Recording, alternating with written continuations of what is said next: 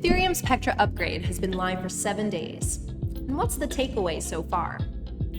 ETH is up nearly 37% and crossed $2,000 for a price point for the first time since March 27th. Throughput is at an all-time high for Ethereum Layer 2s, including Base and Optimism. Stablecoin market cap is near an all-time high. Total value locked is up 20% in dollar terms. And data posted by Layer 2s is at an all-time high as well. But why is this technical upgrade having such a huge effect on Ethereum? And what does it mean for Ethereum users and Ethereum holders? Vinci from Optimism called Pectra the people's upgrade. I think that's spot on. Unlike the merge, another major change in Ethereum that switched the network from proof of work to proof of stake, which was a huge overhaul of the consensus mechanism, Pectra is all about improving Ethereum's user experience. And the changes are significant, introducing a bundle of 11 major Ethereum improvement proposals.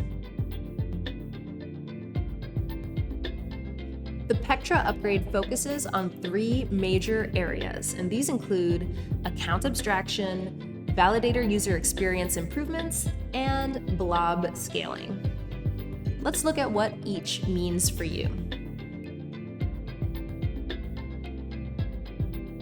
First up, account abstraction. Thanks to EIP 7702, regular Ethereum wallets can now act more like smart contracts, which means Ethereum wallets are smarter, and that introduces significant improvements on how users will interact with the chain, as some of the major pains of Ethereum are now gone.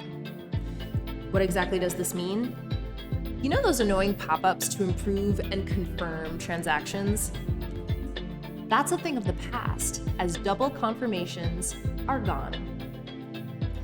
You can now pay gas in any token, which means, for example, no more having to transfer or bridge ETH to pay for Layer 2 transactions. Smart wallets can also enable sponsored transactions where a dApp pays your gas fees for you. Passkey-based authentication should make accessing your wallet smoother. You'll also be able to bundle transactions, which will make, for example, exchanging all your meme coins to USDC when you finally give up on Rug Pull Rocket or Pepe Paytime, making a comeback. You can also set limits on how much a dApp can spend from your wallet or cap daily withdrawals, which should hopefully make transacting on Ethereum that much safer. Now, let's talk about blob scaling. Ethereum devs introduced blobs in the Dencun upgrade on March 2024 to allow rollups to post large chunks of data to Ethereum much more cheaply than before. Blob data is available for a short, fixed window before it can be pruned, while previously call data was stored permanently. Blobs are about 100 times cheaper than call data and don't bloat Ethereum's permanent state.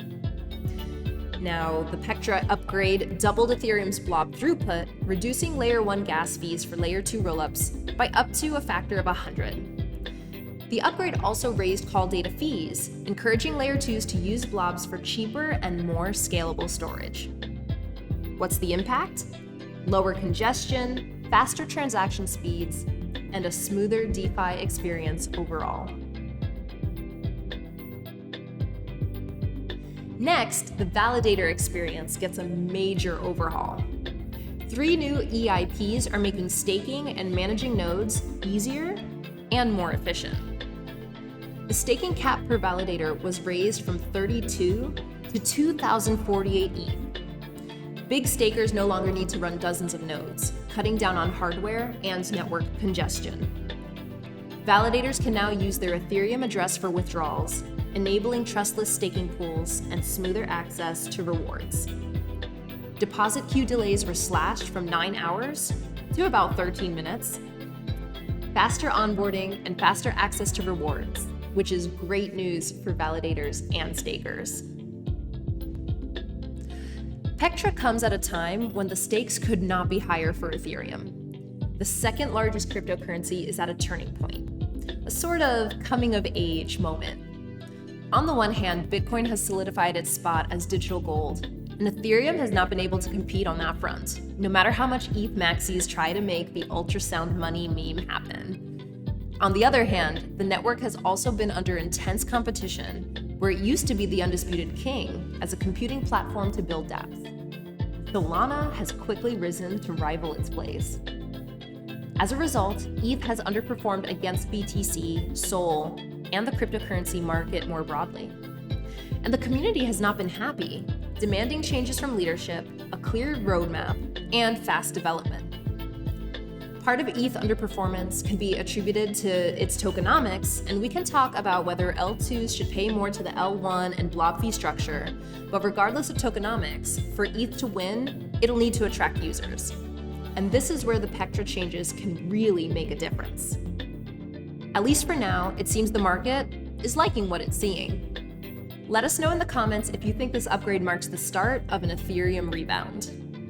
That's everything you need to know about Ethereum's Pectra upgrade. If you want more insights and updates on crypto's biggest stories, hit subscribe and join the conversation.